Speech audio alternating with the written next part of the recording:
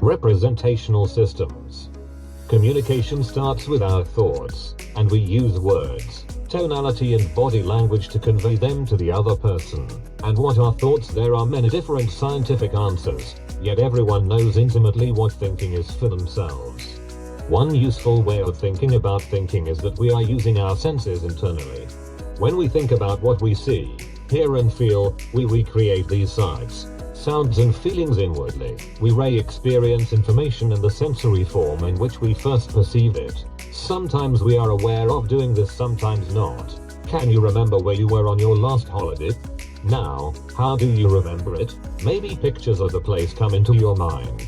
Perhaps you say the name or hear sounds. Or maybe you recall what you felt. Thinking is such an obvious, commonplace activity. We never give it a second thought. We tend to think about what we think about, not how we think about it. Also, we assume that other people think in the same way as we do. So one way we think is consciously or unconsciously remembering the sights, sounds, feelings, tastes and smells we have experienced. Through the medium of language we can even create varieties of sense experience without having had the actual experiences. Read the next paragraph as slowly as you comfortably can. Take a moment to think about walking in a forest of pine trees.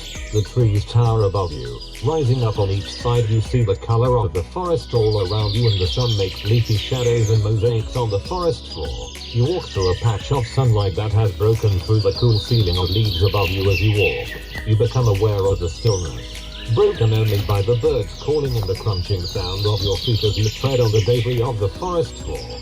There is the occasional sharp crack as you snap a dry twig underfoot. You reach out and touch a tree trunk, feeling the roughness of the bark under your hand. As you gradually become aware of the gentle breeze stroking your face, you notice the aromatic smell of pine mingling with the more earthly smells of the forest. Wandering on, you remember that supper will be ready soon and it is one of your favorite meals. You can almost taste the food in your mouth in anticipation.